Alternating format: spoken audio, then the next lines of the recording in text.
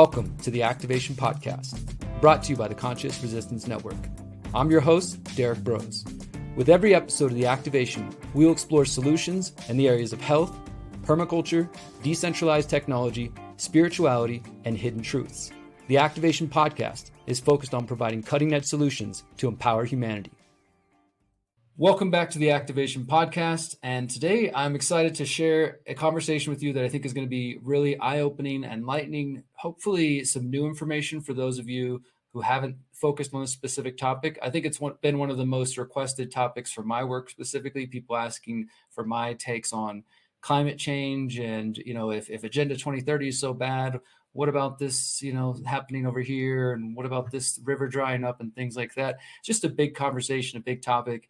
And in my view, a lot of the similarities that we see, a lot of the things we see taking place in the COVID operation are very similar to the things we see taking place over the climate change narrative and battle the last decades. And it's all very interconnected. So although this podcast was formed with the focus on solutions, I think that this conversation particularly is a solution because so many people have started to question technocracy, Agenda 2030, COVID itself, but might not realize that the propaganda began way before COVID, and that this sort of push in this direction towards technocracy has been taking place under the guise of the environmental movement for quite some time.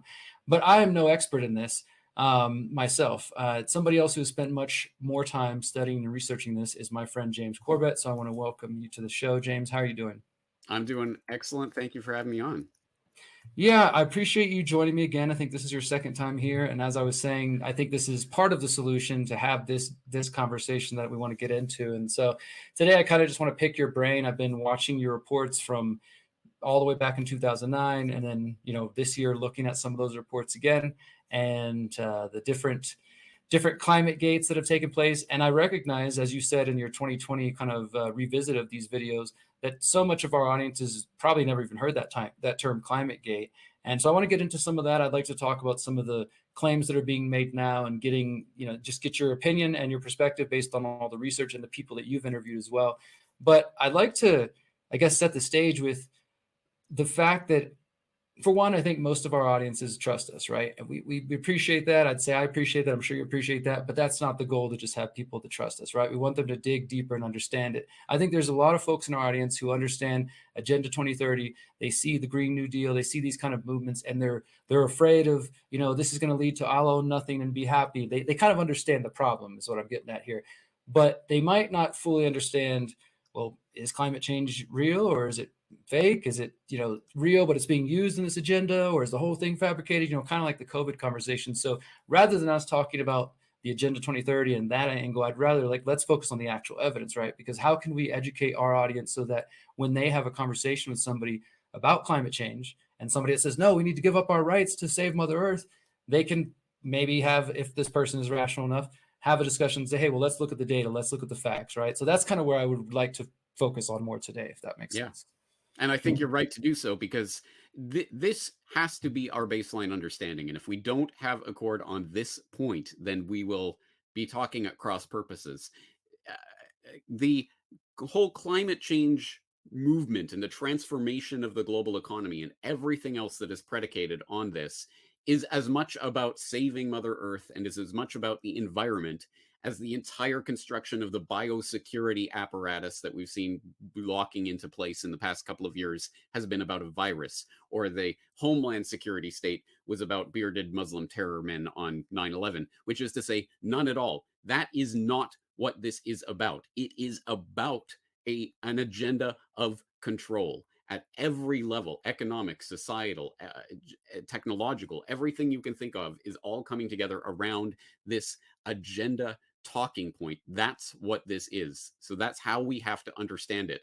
Once we do, okay, sure, people want to, it's the interesting thing whenever I cover this subject is that there's two different ways to attack whatever I do, and they're kind of mutually exclusive. So if I talk about the science, people will say, yeah, okay, well, you say this about the science, but why? Why would scientists lie about this? So I talk about the other angle of the control agenda, and people say, well, you're not talking about the science. so okay, let's talk about the science. Let's talk about the science, because I agree. yeah, we should know something about this subject if we're going to, oh, I don't know, reorder human civilization around it. We should probably know something about what this is based on, right? So let's throw out some terms. How about equilibrium climate sensitivity? Look that one up. This is the idea of, if there is a doubling of carbon dioxide in the atmosphere, how much warming will this produce? Which you would think is the most basic scientific question that we would need to have hammered down if we are going to solve, to even start thinking about what we need to do in order to restructure the global economy around this carbon cutting blah blah blah agenda. We have to know, well, okay, so what is the actual outcome of this? And so this equilibrium climate sensitivity number, this ECS number, is pretty much what this is all about, at least at the IPCC level. But the IPCC itself for years had the range of equilibrium climate sensitivity because, of course, they do not know exactly, okay, so if we double carbon dioxide, exactly this much warming will take place. No, they had a range of 1.5 to 4.5 degrees Celsius for a very long time. Somewhere in there, if we double carbon dioxide, it'll probably go up. Global temperatures will go up 1.5, 2.5, 3.5, 4. Well, something in there. We don't really know. They have since narrowed that down to, I think, the 2 to 4 degrees Celsius range, or 2 to 4.5 degrees Celsius range. So now we're guaranteed a 2 degrees Celsius warming if we double carbon dioxide. But actually, there's a latest paper that I will direct people to. I just have a link here, actually. Important new paper challenges IPCC's claims about climate sensitivity, by Nick Lewis, which is posted up on Climate, etc. People can look that up. And talking about, oh, wouldn't you believe it? There's sincere and serious scientific disagreement about even this vast range for that number. Before you dive in deeper, because I don't mean to interrupt you, but I know that we're about to get even deeper. I want to just give them even just a moment, if we could, of I'm going to assume some folks in this audience, so this is what I've heard from some people, that they don't even know what the IPCC is. They don't even know about the Rio conference, right? Like, so we don't need to do a full background, but maybe if you could, just before we dive deeper, because I do want to focus on the science, but just for folks who say, even those who have been born post 9/11, right? All they know is they've been told their whole lives, climate change is here. They don't know when it started. They don't know who's, so we don't have, you've done this already, and how big oil and why big oil and other work, explaining, this process. But this, just to kind of, and I'd like to get your summation of it, but I mean, 1992, Rio, right? And even before then in the 70s with the World Economic Forum, Club of Rome, Limits to Growth report, like this is the modern environmental movement that has only been around for 60 years now or so, that has now grown into this massive force of, like, we need the Green New Deal, we need to restructure all of society around this. But the history of it, and maybe we'll touch on some of this today, has gone from doomsday prediction to doomsday prediction that you've covered, in depth elsewhere as well. But yeah, is there anything that you could add to that, just for those who don't have even maybe just the most basic of understanding of what it is that, what is man-made climate change in the first place? What are, obviously people know carbon dioxide is supposedly a bad thing, but what is the real premise that is being argued, the narrative that's being argued from the predator class?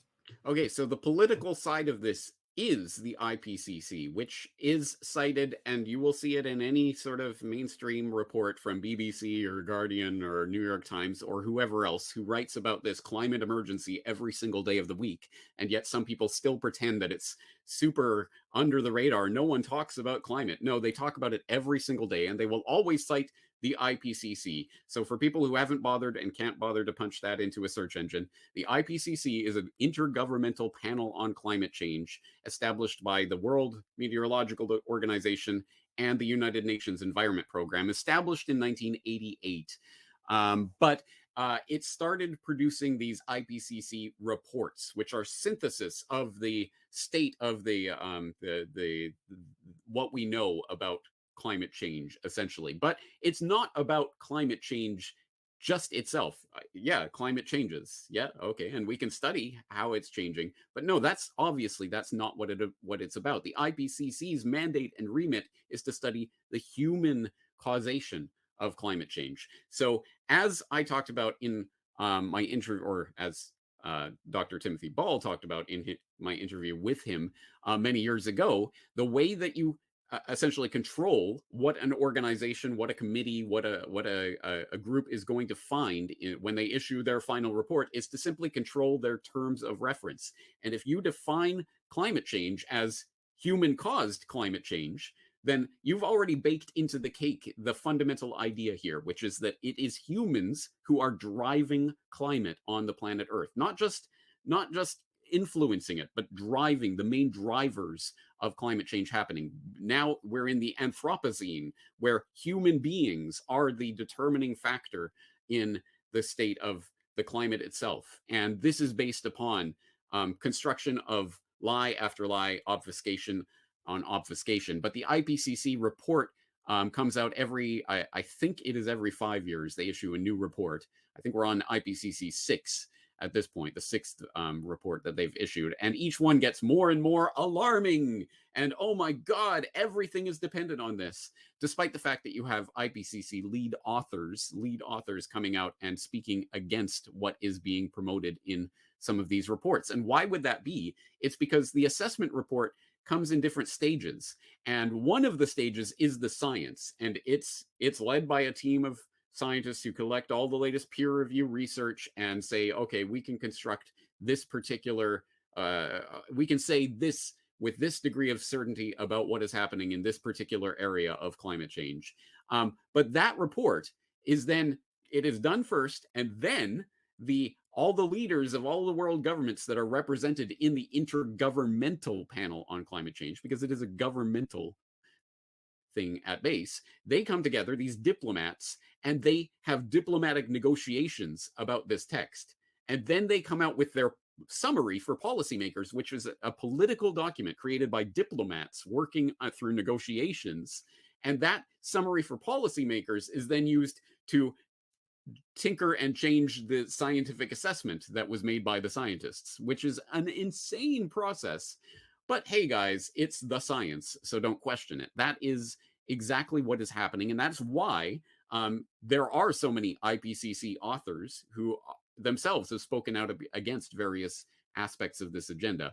I could go on that level, or we could continue talking about I think science. that covers some of the angle very well. I just wanted you to kind of be able to lay that foundation. I appreciate that. And again, sorry for cutting you off there, but No, I think no. that helps lead to. It is important because let me throw in one other part of this. The UN, what was it called? The Earth Conference, the Earth Day Conference that took place in Rio in 1992, that was organized by Maurice Strong, absolutely was a central linchpin of what is happening generally. The global warming idea had been raised in the 1980s as a serious, okay, now we need to start concentrating on this. But it was 1992 at the Earth Summit in Rio de Janeiro where that really started to get teeth, and the IPCC report was the foundations for the regime we're living on today were laid, and they were laid by people like Maurice Strong. And if people don't know who that character is, go back to my Why Big Oil Conquered the World, where I talk about this big oil executive who was a Rockefeller-made man, who ended up steering the UN Environment Program, essentially, and being an absolute central linchpin to this entire agenda. It's a fascinating history. Absolutely. And I think that helps explain. So, because there's multiple facets, right? It's like, okay, is the science wrong? Okay, well, we're going to get into that, right? But then also their mind might go to, like you were saying a moment ago, well, how could they possibly cover this up? Well, when you know the history of how the foundation has been laid, and also as you talk about in your reporting on ClimateGate, that these cliques form within the scientific community, because it's only a small amount of people that are even working on this particular area, and they're helping produce these reports and these models. And then we'll get into ClimateGate in a little bit. The emails directly show this collusion, this working together to form a message and to form a narrative, right? So that kind of should help you understand, because we're not going to focus the rest of the conversation on that there are political forces at work, just like you've seen with things related to COVID-19 and the science around that. I mean, you see the same kind of patterns of behavior. You were starting to outline some more terms and things that I think will be helpful for the conversation. So please pick up there. Yeah, well, here's one of the most basic. So equilibrium climate sensitivity, ECS, is the fancy term for what happens if we double the amount of carbon dioxide in the atmosphere. But here's the even more fundamental part of that, because what they're saying is, if we double carbon dioxide, temperatures will go up 2 degrees to 4.5 degrees Celsius or something like that. But what do they mean by that? What is a global average temperature? Which sounds like a stupidly simple question. A global average temperature, well, it's just the average of the temperature across the globe. No, no, no. It's so much more complicated than that, that most people can't even conceive of how ridiculously constructed and artificial a number like that is. So I did an entire 20-minute video going deep dive into this question of what is the global average temperature, because it is self-evidently, I mean, I guess you could just take every thermometer in the world and just average them, if you could somehow collect every reading from every thermometer in the world, and that would give you some kind of number. But how useful is that number? For one, you have vast swaths of the globe for which there is no temperature reading. There is no thermometer in the middle of the Sahara. There is no thermometer, out in the ocean, whatever. And you can see where there are actual temperature monitoring stations that get fed into the various global average temperature calculations. And you can see the map of it. And you can see there's vast sections of the planet where there is no reading. So what do? Well, you have to average and sort of blur numbers out across regions and things. But even then, I mean, even more philosophically speaking, when you're talking about temperature varies throughout altitude. So what strata of the atmosphere are you talking about? Presumably, we're only concerned about the kilometer at most, at the very bottom of the atmosphere, essentially. But even then, just people living at different altitudes and things complicates that situation, doesn't it?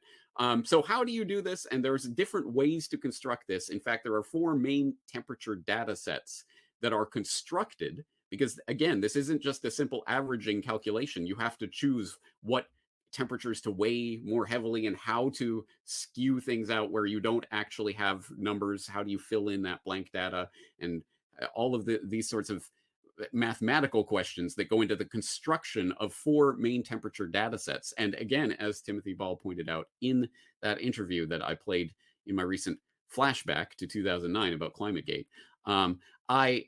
as he points out, the 4 different temperature data sets can vary as much as 0.4 degrees Celsius between them. And they're claiming that in the past 150 years of man-made global warming that's been going on, the entire global average temperature has increased by 0.6 degrees. So wait, hold on. So we can't even calculate this magical number to within 4/10 of a degree of accord, but we can measure the 6/10 of a degree that has happened in the past 150 years. Oh, and by the way, back 150 years ago, it's not like we had thermometers and valuable, accurate records. It just gets more and more stupid and stupid the more you actually drill down into these numbers, what they are saying, how they are being constructed. If you knew how the sausage was made, you would be less inclined to believe it. But then people will say, oh, but what about all of the effects of this that we can so self-evidently see happening all the time? And I would say that, yes, you absolutely should look at what is claimed to be the effects of this global warming that we all know is absolutely happening, guys, because if you look at the big picture, we are coming out of the little ice age. So yeah, global temperatures have been going up for hundreds of years now. That is true. Broadly speaking, the overall average temperature trend has gone up, but has it spiked in the last 150 years in a weird way? Well, depends on who you ask, but let's look at the effects. This is pseudoscience of the worst kind because it is completely unfalsifiable. Because I ask anyone out there who still believes that this is fundamentally about the science, guys, what set of conditions, under what amount of time would be enough to convince you that the carbon dioxide is the thermometer for the global thermostat for the entire planet? What set of conditions will prove that wrong?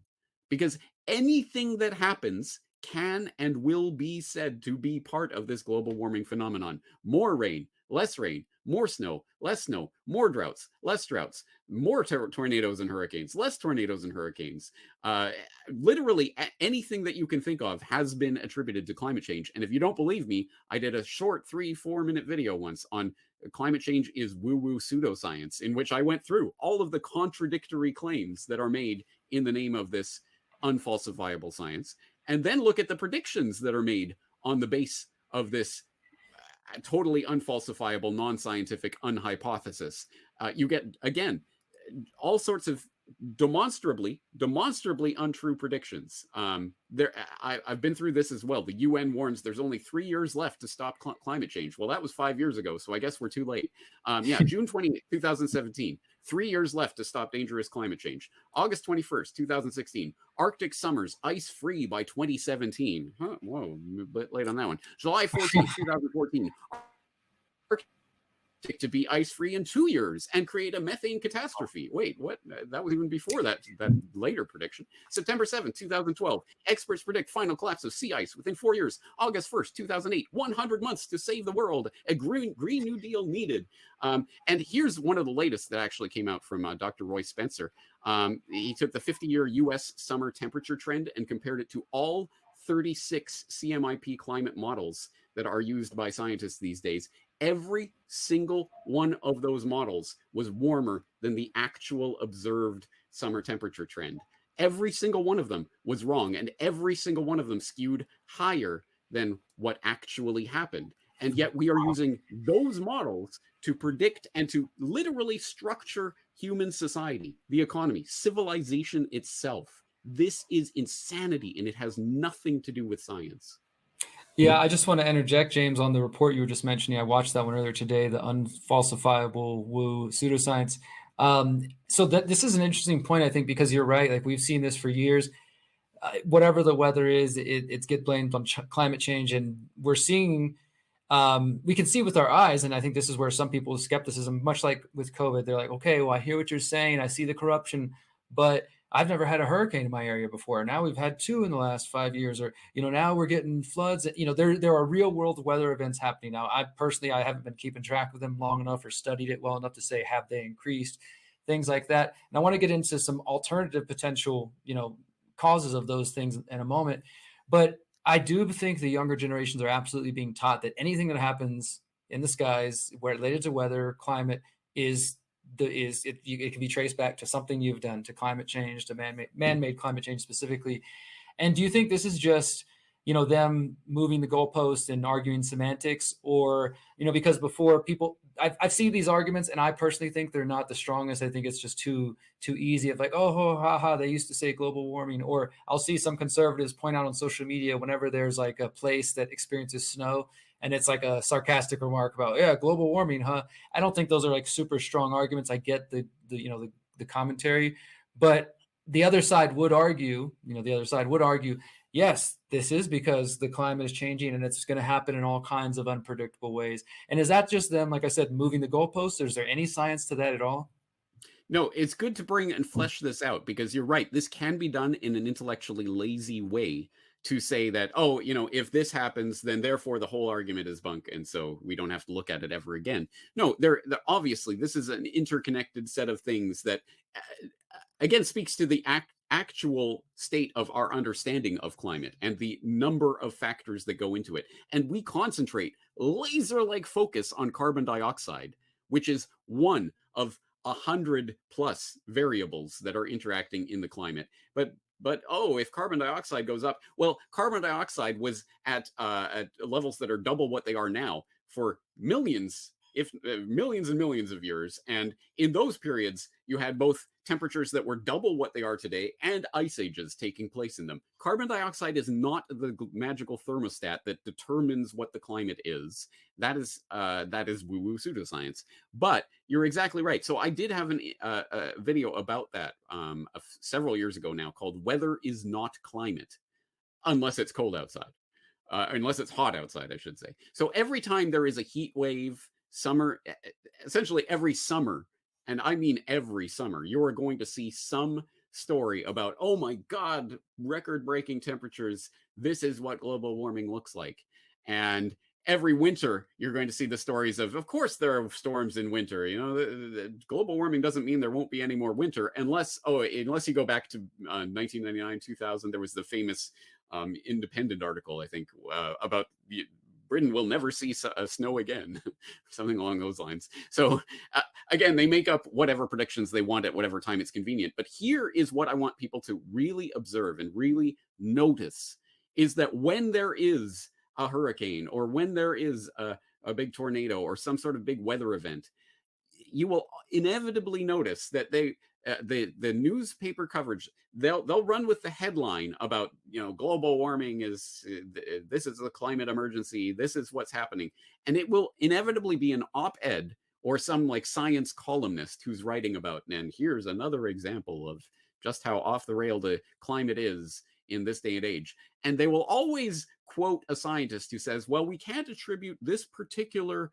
storm to climate change, but we know that overall the models tell us that blah, blah, blah, and the rest is hot air. In this case, metaphorically, because they will never, ever, ever come out and say this storm was because of climate change, because of course you can't do that, because again, this is such a nebulous concept. But yes, you're right. Most people will have their personal experience of, hey, I saw that weather event that was strange. I hadn't seen that before. Therefore, I guess this is what's really happening. There are a couple of ways that we could interrogate that point. One is to say that, yes, most people do not, and why would they, have an encyclopedic knowledge of sort of the vast, not just what's happening in their particular area, and not just what's happening in their region, not just what's happening in their country, not just what's happening on their continent, but what is happening around the world.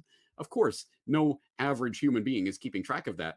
But there are people who are, and the people who are inevitably saying, in fact, there is no extreme weather trend that we need to be worried about. Roger Pilkey Jr., talking in 2017, there is no evidence that hurricanes, floods, droughts, or tornadoes are increasing. You have a 2017 study on floods that found approximately the number expected due to chance alone. You found 2018 saw a record low tornado death toll and no violent tornadoes for the first time since record keeping began in 2015. In 2019, the NOAA concluded that it is premature to conclude that global warming has already had a detectable impact on hurricane activity, which is probably why there was recently a record stretch of no major hurricane landfall in the United States, which was a record in the time that records have been kept until the last couple of years anyway. You could go through. Wildfires are not increasing. Droughts are not worse than they were. In fact, mega droughts occurred with more frequency thousands of years ago than they do today. Less people are dying due to climate events, weather events, than they did a century ago.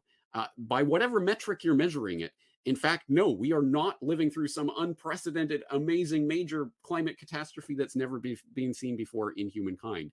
The other way to interrogate this is to say that, well, okay, if something strange happens in the weather, and let's say it is man-made, what if it is not this nebulous sort of, carbon dioxide went into the atmosphere and is causing this chain reaction that we can't quite quantify, qualify, we can't predict, we don't know how it's going to work, but it just does. The weather gods got angry at it.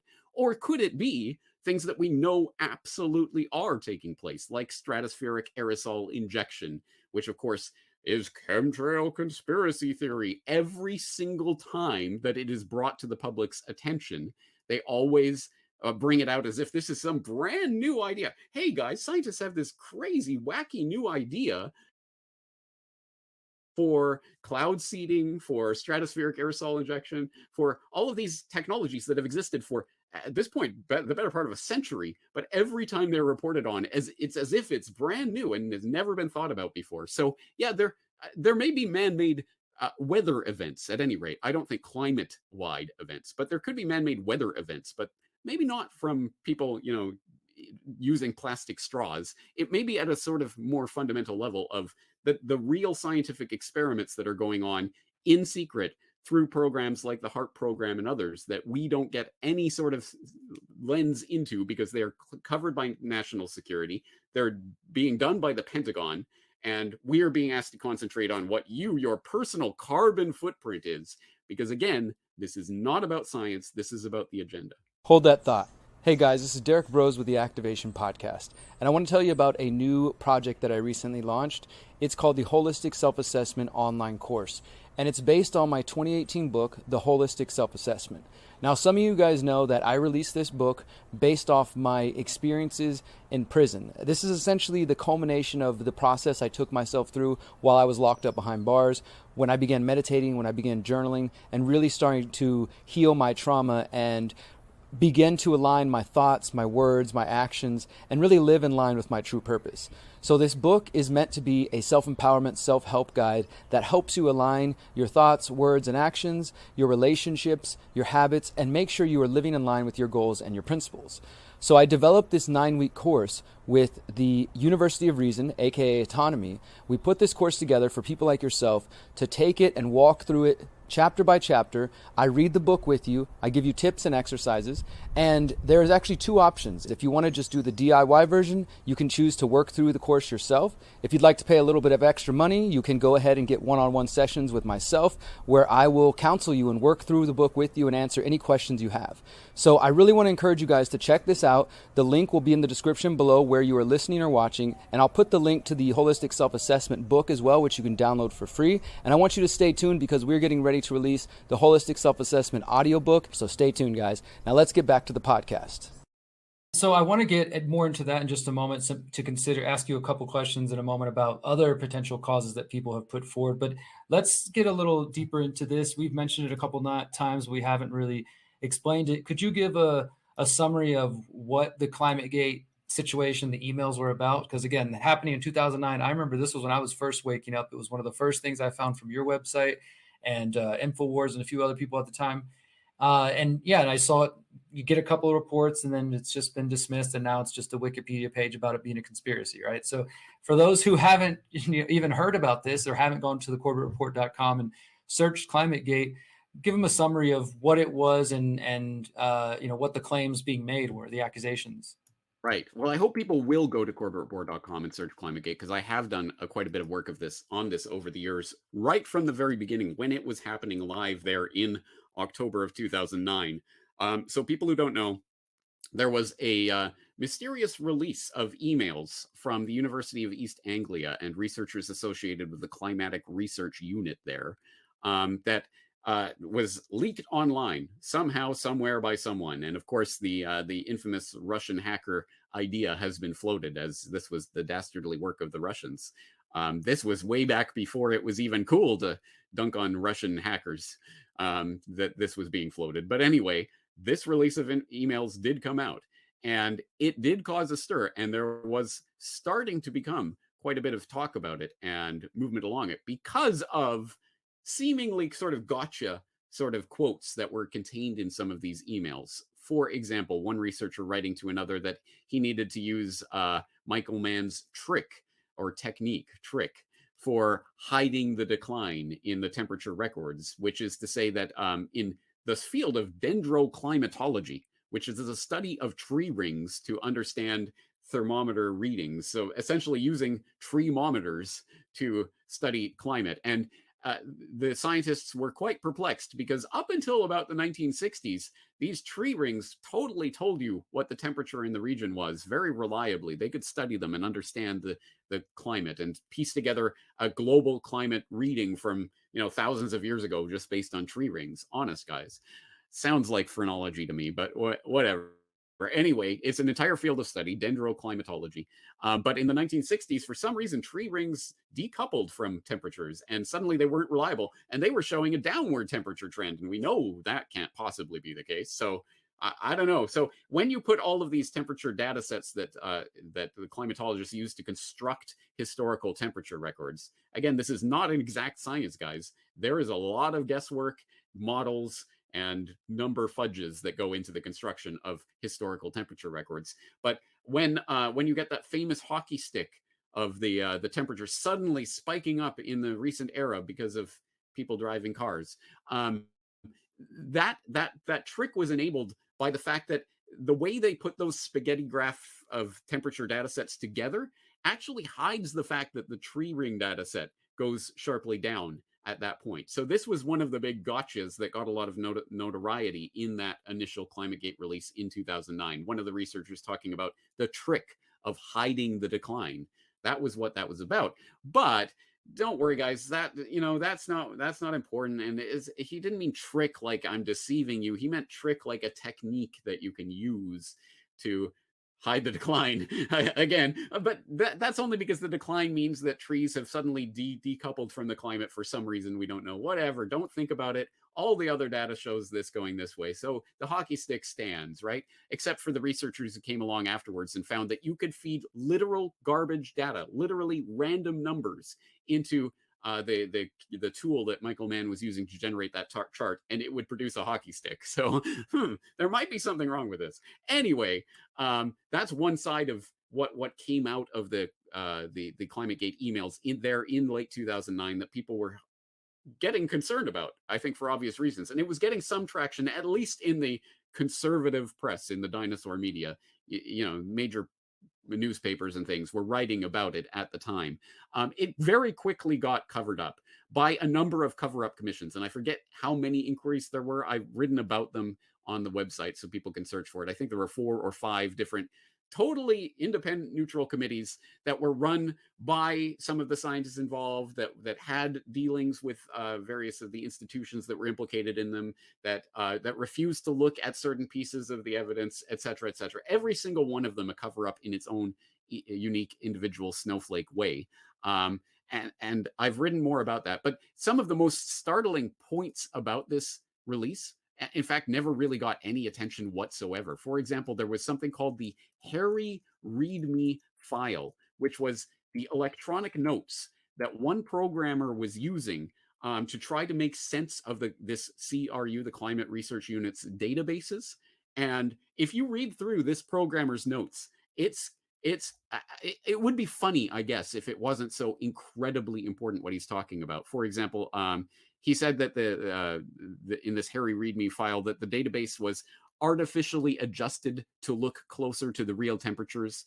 He talked about the hundreds, if not thousands, of dummy stations, dummy temperature stations, temperature records that were somehow ending up in the database, or how he had to essentially he could not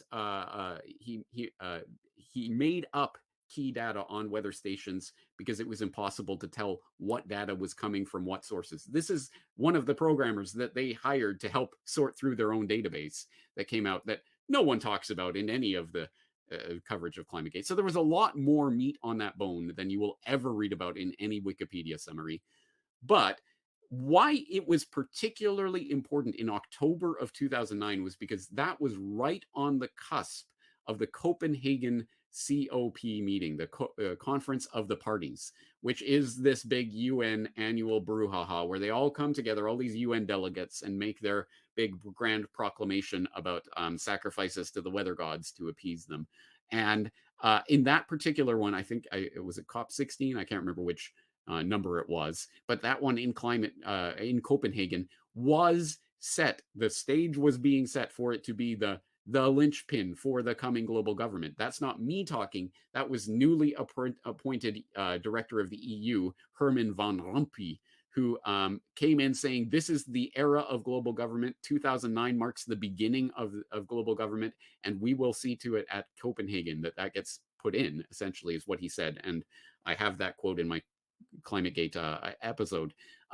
And remarkably, amazingly, Copenhagen got derailed to the point where it didn't become what I think they wanted it to become, something like the Paris Accords that were reached in 2015. They wanted it in place in 2009, but it wasn't so much ClimateGate that derailed it, so much as essentially diplomatic wrangling. Some of the lesser developed countries wanted more billions, essentially, to be bribed off to go along with this scheme, and they didn't get it. So they walked away from the table at that point. But as I say, they came back in 2015, and essentially with the Paris Accords, they started to hammer in this global agreement that's going to be, it still isn't there yet, but it is going to be the teeth to this agenda, where they're going to start trying to enforce various levels on various countries, various carbon dioxide levels. And how do you even calculate that? How do you know who's cheating on their levels and stuff? Well, we're going to need a total global surveillance grid to track every country's emissions at all times, a satellite surveillance grid, exactly like what, for example, Bill Gates has talked about and tried to sponsor into existence. And these are the types of technologies that are going to enable the surveillance grid, that is going to enable the enforcement of this agenda, which is, going to be tied to carbon credits, to all of this. It all stems from the fundamental lies that were exposed in something like ClimateGate. Again, I will exhort people to go and look at my previous work on this, where I've talked about the specific emails and what they revealed about the way that they were openly collaborating to exclude certain voices from the peer-reviewed journals and peer-reviewed research. We can't have that research getting into the IPCC report. We'll find a way to make it not happen. And you can actually chart it through the ClimateGate emails how they did that.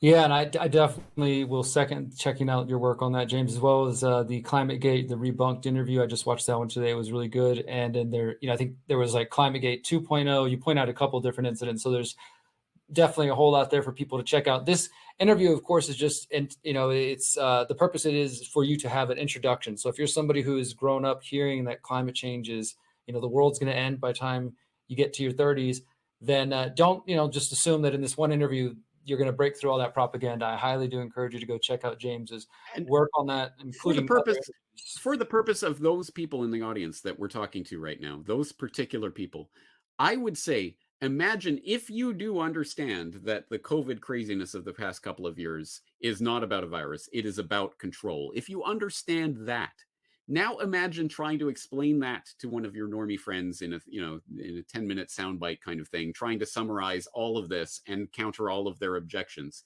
That is the position that people who have some realism on this issue have, trying to counter not just a couple of years of nonstop wall-to-wall media propaganda and indoctrination, but decades now at this point. I don't know about you, Derrick, but me growing up in Canada in the public school system, I certainly got my share of this indoctrination that now entire generations have grown up knowing nothing other than we are in a climate emergency that is caused by humans. It is incredibly hard to break through that propaganda in a few minutes here and there.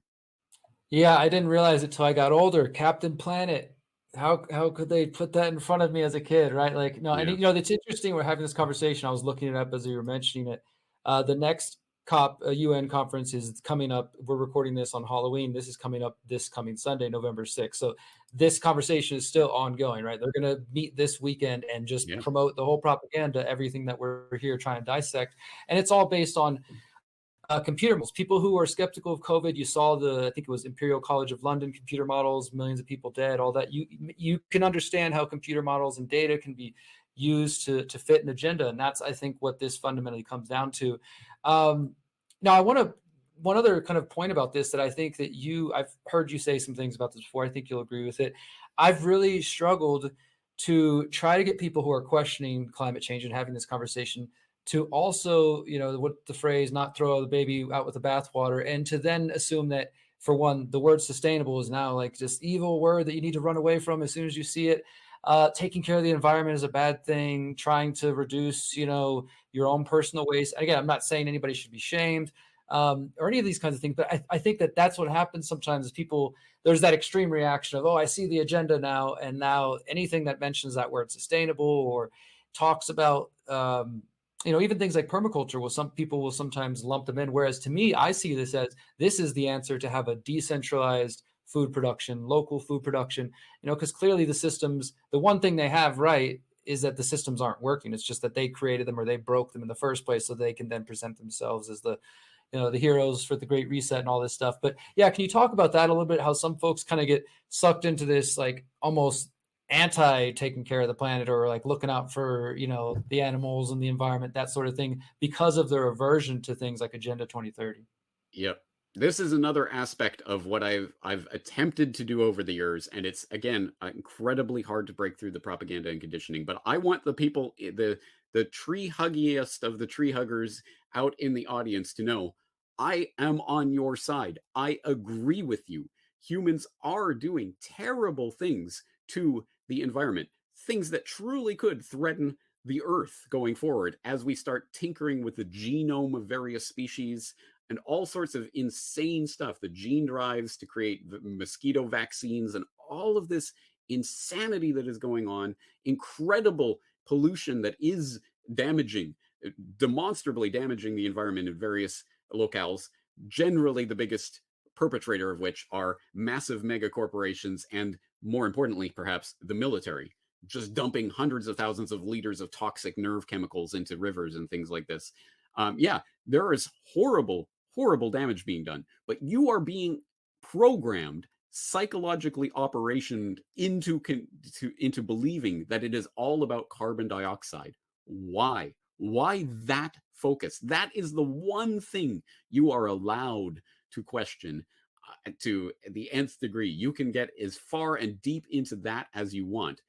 But don't start questioning GM crops or things along those lines. No, no, no, no. That's not the science, guys. The science tells you that carbon dioxide is the global thermostat, and the science tells you that GM crops are good as gold, golden rice, perhaps, right? And I know that if there are true, real, dyed-in-the-wool, greeny environmentalists in the crowd listening to this conversation, even after all the stuff I've just said, you will know that there are those sort of areas that you get a lot of pushback on that, huh? When you try to push in those areas. Again, why is that? Why are you allowed, not only allowed, but openly promoted and given all this free publicity in the mainstream media to talk about carbon dioxide as much as you like?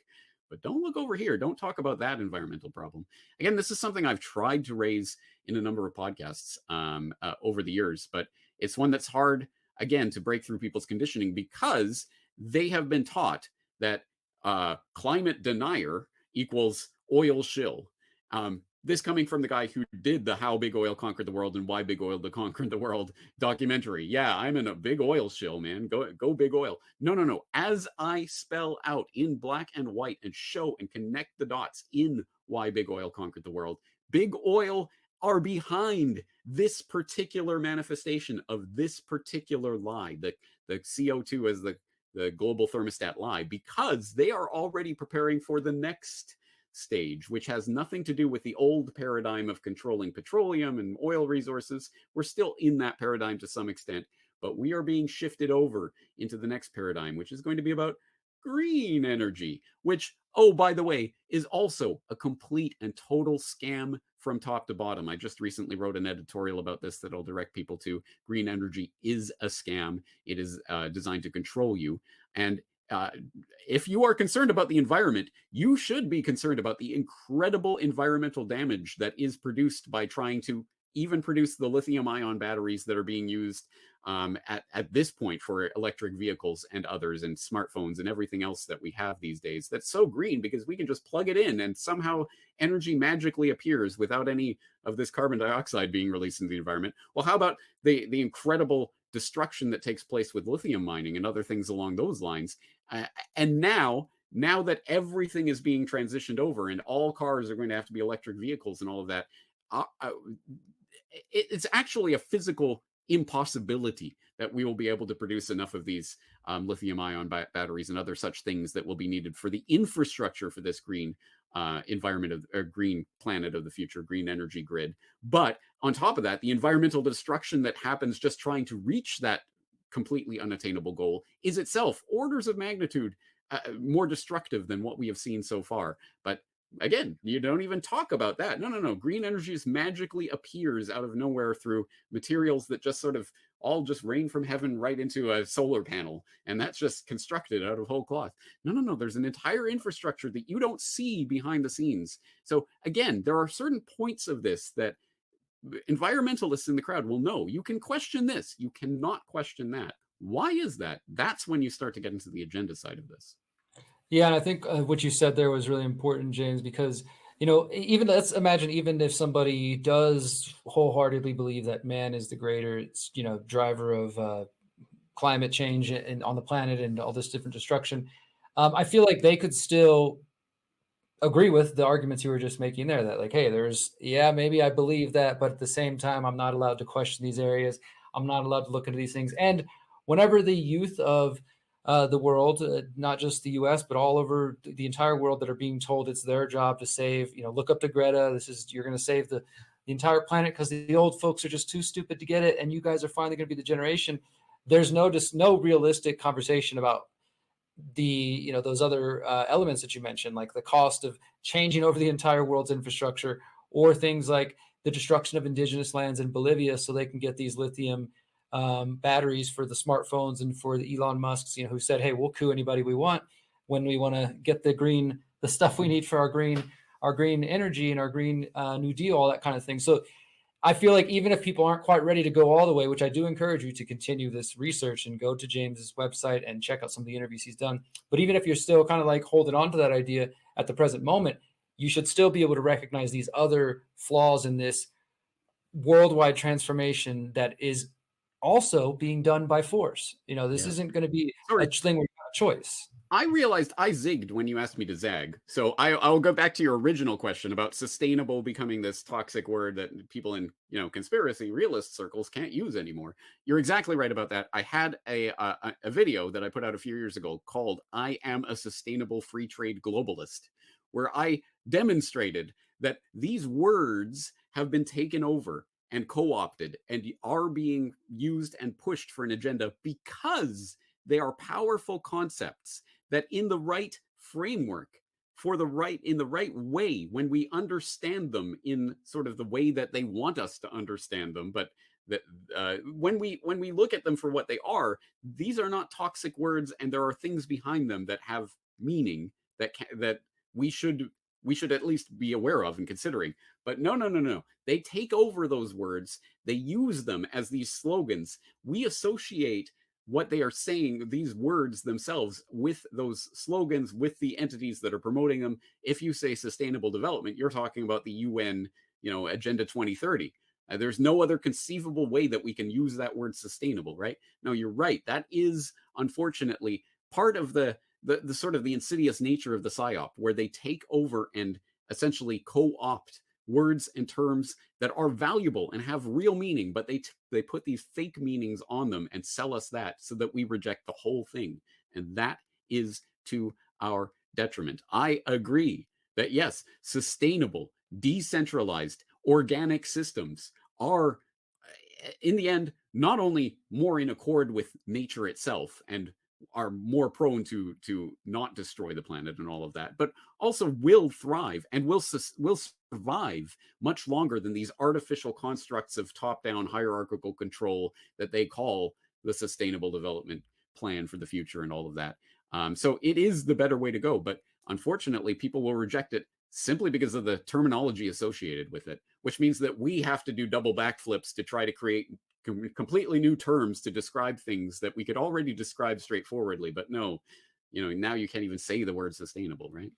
Yeah, and I see that happening with different things because, for example, I've noticed in the last couple months, the World Economic Forum is starting to talk about decentralization quite a bit and how we need decentralization. Now, when they say that, I don't believe it. I don't believe that that's what they really mean. Like you're saying, this is the way that they play the game. Once you learn to kind of read through their word games, you understand it. But to the average person, it's like, oh, wow, these people say they want diversity, inclusivity, and sustainable, blah, blah, all that. So we see the word games. I hope people hearing this will be a little bit more discerning than that, because again, I know plenty of people doing good work. I even know people who I think they're misguided, but people who I've collaborated with and worked with who have done amazing just efforts in the permaculture world and building intentional communities, more work than probably most of us will do in our lives in that whole area.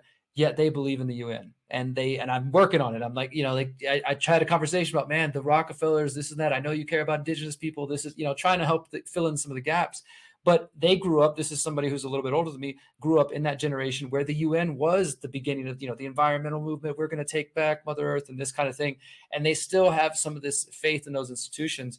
So, I just hope people who are in those positions will continue to think critically about, the narratives that they're trying to feed to us.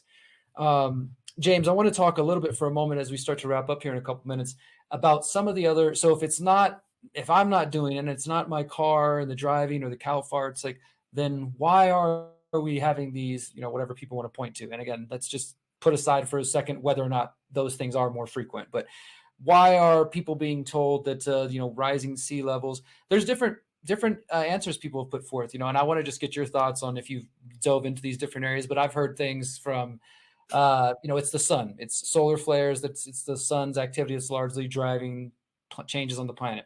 It's magnetic poles shifting, things of, arguments in that general area. And then, of course, the stratospheric aerosol injection, geoengineering, weather modification programs. You've done work on this. I've done some articles, investigations over the years. People talk about hurricanes.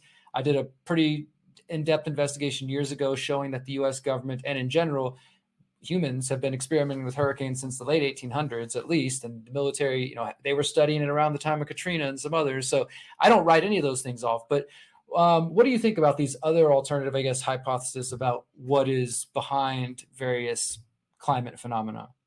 I understand the question, and I think the best answer to that will come in something like, for example, I just recently wrote an editorial on droughts, cloud seeding, and the coming water wars, where I was talking about that fact that every single time they talk about the on the record, known, completely open, and well understood technologies for weather manipulation that have been around for the better part of a century, at least at this point. They always report on it in the mainstream dinosaur media as some sort of brand new thing. Scientists are thinking about this brand new idea for seeding clouds and all this kind of, I mean, it's so ridiculous and childish when you look at it that you have to wonder who is the target for this low level propaganda? What kind of ignorant rubes did they think they're talking to? But anyway, yeah, there is weather manipulation technology. And as I say, there are weather events that can and presumably are being created and steered and weaponized. They have talked about trying to create droughts in Iran and other such things because as was the thesis of that droughts, cloud seeding, and the coming water wars, they talk about, well, the uprising in Syria was at least partly due to because of water shortages and things like this. So again, even if this technology is all bunk and they're not able to manipulate weather to that degree of control, at any rate, they're going to try for it. But don't worry, there's a UN convention against weaponizing weather warfare. So don't worry, guys. It'll totally be taken care of. But there's another aspect of this that I want to talk about, because I can't simply dismiss the fact that no, extreme weather events, when we look at it globally and climatically, are not increasing. This is itself a lie that is being promoted nonstop by the mainstream media. And it's one of those lies that I've noticed this many times online, looking at, for example, when people are in a comment thread and someone makes a statement at the top of the thread that is factually wrong, that just is not true. But then everyone in that thread replies to it as if that is true. And they argue about what that thing could mean. And oh, that's not so bad because of this. And that's, and then when you get down to the bottom of the thread, you've forgotten that what you're arguing about was a totally fake, false, flat out wrong statement. But everyone assumed it to be true. In this case, again, I think people can be misled down the path. Okay, we all know that the global climate has just changed so incredibly much that it's inconceivable that how change has happened. It must be man-made. So is it carbon dioxide, or is it cloud seeding or HARP or whatever? What if it's neither? What if that fundamental assumption is wrong? And I think it is wrong. At any rate, again, the numbers speak for themselves. When I post this up on my site, I'll have all the links to all the different sources that I'm talking about here. And I just want people to question the fundamental assumption that somehow we're in some completely new climate environment that has never been seen before on Earth. Yeah, and I'm glad you made that point, James, because it is, you know, if we're going to try to strike at the root, then, you know, maybe we don't even want to get, and not to say studying, and there's plenty of people out there studying weather events and trying to pin down, is this real, is this man-made or whatever. But if the data doesn't even line up with the fact that we are alleged, you know, this claim of having more extreme weather events, then there's no reason to even get sucked into that whole discussion there. So I know you said you're going to post this on your site, so you'll put more links. I'll try to add everything that was referenced here as well. But if somebody wanted to start, I know we talked about ClimateGate and just going and generally searching that. But based on what we've covered here, and somebody wants to like, okay, I'm with you, let me go to the next level. Which of your work or some interviews you've done or any books that you've read in this particular area would you recommend? Okay, I will give people one easy, handy dandy resource that they can use on this, because in a recent Questions for Corbett, I created a 60-second response to someone who had these types of questions about climate change. And yes, that is a bit tongue-in-cheek, because of course you cannot possibly do this in 60 seconds. But in that, Questions for Corbett number 85, which is at corbettreport.com/climate questions, all one word. Type that into your browser. You will get this Questions for Corbett. And in 60 seconds, I go through as many links as I can to as many videos that I have done on this subject in the past. What is the average global temperature? Temperature adjustments and climate change. The global warming pause explained. Lies, damned lies, and global warming statistics. Jim Steele on how bad global warming science hurts the environmental movement. Judith Curry explains climate modeling to the layman. The UN warning, just 3 years left to save the Earth. Climate change is unfalsifiable woo-woo pseudoscience. There's literally a couple dozen links there to various reports that I've done on this, because I have looked at this in the past. I'm not talking out of my rear end. I have done a lot of research on this in the past. I have a lot to say about it. And it's one of those things that you can go to the easy skeptic debunker sites or Wikipedia or whatever and get ClimateGate was debunked. Okay. But surely, Derrick, no one in your audience is going to be that level of Joe Q normie to really believe they're getting to the bottom of this. Look, hey, I'm just a guy. I could be wrong. Whatever. Don't believe me. But take a look at the evidence that I've accrued over almost a couple decades now of doing this work. You will see there's something there. And I trust you'll be able to find lots of sources. And I've talked to many people like Judith Curry, like others along the path who have important things to say about this. So it's one of those subjects that the more you look into it, I think the more questions you will have about what you've been told all your life. And it doesn't mean that I'm right in my final assessment, but I think it does mean that there is something there that really, if we are going to restructure human civilization around this concept, then don't you think you owe it to your children, grandchildren, posterity, the humanity itself, to really understand what is being said, let alone whether or not it's right? Absolutely, couldn't have said it better myself. We touched on it a little bit here in the conversation, but as we're focused on solutions, we didn't spend too much time on it. But to kind of bring it full circle with everything we've talked about, and you're saying there, like, don't you owe it to your children, to the coming generations, to question the foundation of the very narrative that they're trying to feed us, right? Because let's relate it back to COVID. The next things that we're going to see, and this went from being a headline here and there to now being discussed as potential governmental policy and discussed at places like the World Economic Forum, climate lockdowns, right? So these policies that we saw under the guise of a pandemic are going to be used in different ways. Whether that's your carbon credits have been used, you're not allowed to travel this week. Your social credit score is down because you didn't recycle enough this week or whatever, right? You can see that biosecurity state and the technocracy that we witnessed under the guise of COVID merging with the green authoritarian tyrannical movement that is also rising. So it's important to question both these things. It's important to question both of them, because it's the same kind of machine that we're facing, whether you're arguing with people, trying to get people to question COVID, or now maybe thinking about this climate change debate. The two are extremely related, and it's the same fight that we're fighting. So I encourage everybody out there, check out James's work, check out the links he's going to provide, and do it with an open mind. It might take you some time to push past some of the propaganda that you've been fed. I know it has been for me. I told you, James, that I hadn't really, I've done research over the years, watched your stuff, et cetera, but I hadn't made it a focus of mine. And I honestly think, and I'm sad to say this, that over the 13 years of work I've done, this is the first video I've done specifically addressing climate change. But it feels like it's a good one to kind of summarize a lot of the information we have now. And maybe even the people who are willing to question things post-COVID will be open-minded to this as well, is at least my hope. Any closing words, James?